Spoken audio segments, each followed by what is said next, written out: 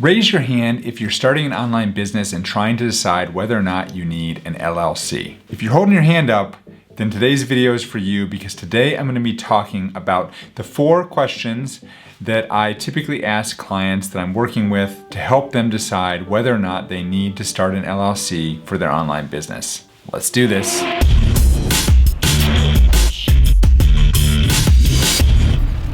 Hi, my name is Jim Hart. I'm the founding attorney here at Hawthorn Law, where we help online businesses just like yours get your legal house in order so that you can focus on what you do best, and that is building a business that's truly going to make a difference in the world. Today, we're going to be talking about the 4 questions I ask anyone who is thinking about whether or not they need to set up an LLC. And actually today, I've also added a bonus question that I've never shared before publicly. You're definitely going to want to stay to the end to hear that one. God, this hair. Now, if you have started already or are thinking about starting an online business, then chances are you're concerned about the risk that comes with owning your own business enterprise. And you probably want to make sure that you do everything properly so that you can rest easy at night, not worrying about what will happen if or when you may get sued or if something else catastrophic happens with your business. But the main problem is that all the legal information that you can find online by using Google or one of those websites that provides this sort of information is confusing, it's scary, and frankly, you just aren't sure who to trust. And where it leaves you at the end of the day is wondering whether or not you really even need an LLC for your online business, or if someone is just trying to sell you something. Let's be honest, there's a lot at stake here if you mess this up. You could lose your home, your income, your family, and even your business. Okay, maybe that was a slight exaggeration, but honestly, this stuff does happen and people do lose these things if they mess up their business. I practiced divorce law for a long time, and I can tell you that people do break up families over failed businesses. It does happen. So today what I want to do is share with you my process for helping my clients determine whether or not they need to set up an LLC for their online business. And it really comes down to 4 simple questions. But before I get into this, let me remind you something right now. While I am a lawyer, I am not your lawyer. So if you have questions about anything I talk about in today's video, you may want to direct them to legal counsel of your choosing to make sure you get all this straight. All right, ready? Let's take these questions one at a time. And don't forget about the bonus question at the end.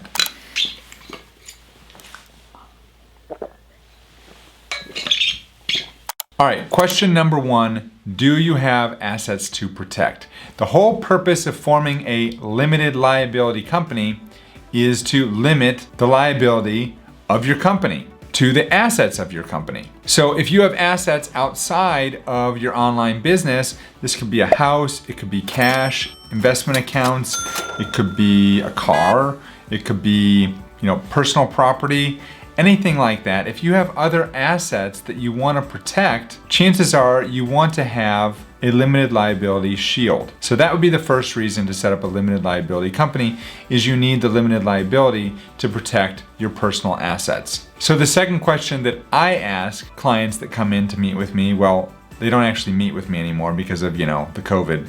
But when we have meetings over Zoom or on the phone, I ask them, how risky is your business?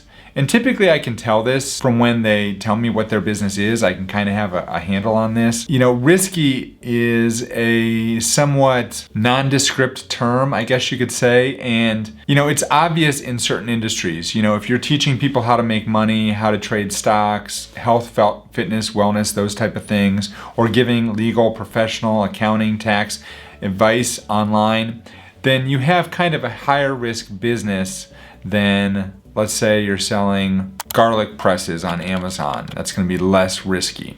So you have to ask yourself, how risky is your business? The riskier your business, the more likely that you're going to want to set up an LLC for that business. All right, number 3 is, can you cover your personal assets with insurance alone? So you may have a risky business, but if you don't have a whole lot in assets and you could go out and buy $1 million liability coverage policy for your sole proprietorship, let's say, then that might be sufficient to take care of everything you need to do. On the other hand, let's say that you have some significant assets and $1 million liability policy isn't going to be sufficient to cover your assets, or you're worried that if you are sued, they may seek to go over and beyond that $1 million coverage policy and get at your personal assets.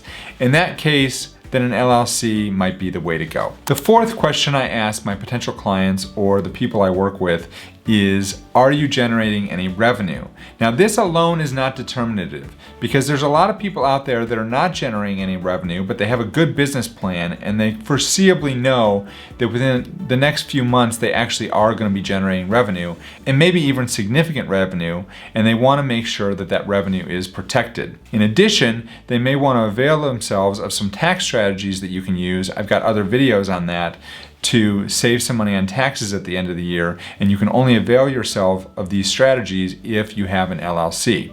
So if you find yourself in that situation where you're either earning a lot of revenue or you reasonably believe you're going to be earning some significant revenue, then maybe an LLC is a good choice. If for no other reason, then it allows you to pursue some tax strategies that will help you save a lot of money in taxes at the end of the year. All right, here we go. Fifth question, bonus round. And I've never mentioned this before, so this is a newbie. This is a newbie. You're hearing it here first. Do you intend to sell your business at some point? Now, I know a lot of people don't think about this when they're just starting their online business, but there's a lot of people out there who start online businesses, build them up, and then sell them for multiples of the revenue they're generating. And that can be fairly lucrative. Now, if you're operating as a sole proprietorship, you may not be as attractive to potential buyers if you're a sole proprietorship than if you have an LLC and you've been set up as an LLC and running as an LLC and you've got all your ducks in a row. It's gonna make you look more attractive to potential buyers. So if you're thinking that whatever it is you're setting up might be ripe for somebody to buy your business at some point in the near future, or you're planning to build this business up and then sell it at some point in the future, then maybe an LLC is the way to go. Now, I will tell you before I finish this video that when I talk about LLC, I'm talking about LLC. It could also be corporation depending on your situation. An LLC is going to be sufficient for most people, so I haven't really addressed the corporate veil in this video, but I do have lots of other videos that talk about the corporate veil and what that means and how it would apply to LLCs. As you go through these questions, hopefully it has become clear to you, crystal clear, what you need to do. And for some of you, the answer is clearly going to be yes, we need to set up an LLC, we need to do that soon. For others of you, the answer is going to be, you know what, that's good information. I don't think I need an LLC for what I'm trying to do.